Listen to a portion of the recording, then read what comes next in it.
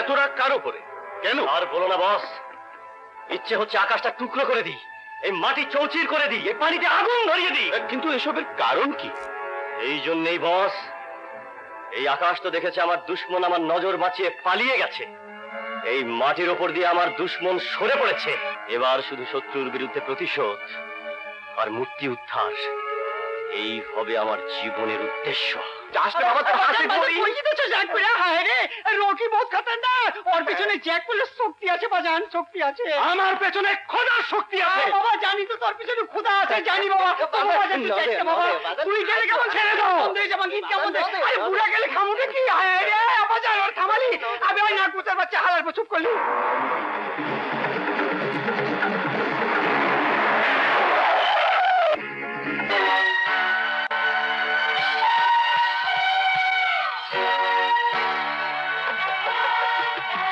নাম ইকরাম, বয়স 25, রং শ্যামলা, উচ্চতা 5 ফুট 10 ইঞ্চি, পেশা চুরি, ডাকাতি, বদমাশি। 5 বছর ধরে পুলিশ খোঁজ করছে।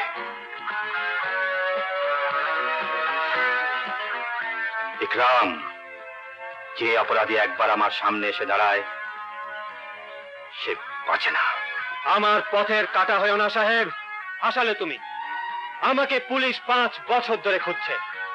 যে লোককে 5টি বছর আইনের লম্বা গ্রেফতার করতে, ওকে তুমি প্রথম দর্শনে কি করে গ্রেফতার করবে?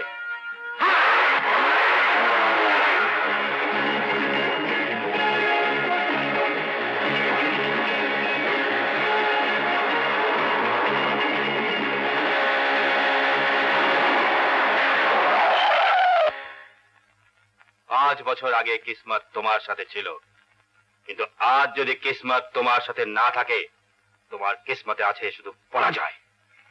নিচে নামো, নামো বলছি। আমি বদলা নিতে যাচ্ছি সাহেব।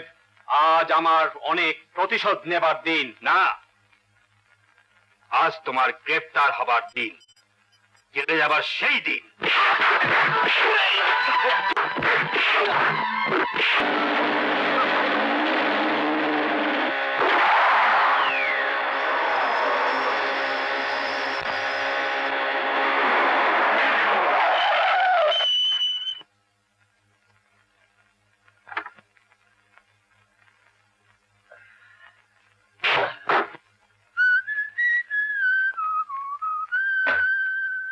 ধন্যবাদ দেওয়ার আগে আমার দোস্তের চেহারা দেখতে পারি কি?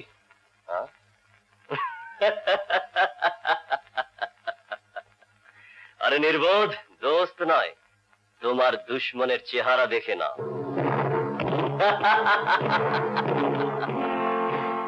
এটা কি করে সম্ভব হতে পারে যে আমার দুশ্মন আমাকে কোনো হিসাব দেওয়া ছাড়াই জেলে চলে যাবে? হ্যাঁ, জখম এত গভীর নয় যে দিন পর তুমি হিসেব নিতে চলে এসেছো। হ্যাঁ, জখম অবশ্য অত গভীর ছিল না, কিন্তু তোমার জীবনের আর কটা দিন এখনো বাকি আছে তা জানো বোধহয়। 5 কোটি টাকার চেক এখনই ভাঙাতে চাইলে আগামীতে ব্যবসা চলবে কি করে? তোমার মরা লাশ ওই 5 কোটি টাকার ভেতরে আমি দাফন করে দিতে পারি তা জানো বোধহয়।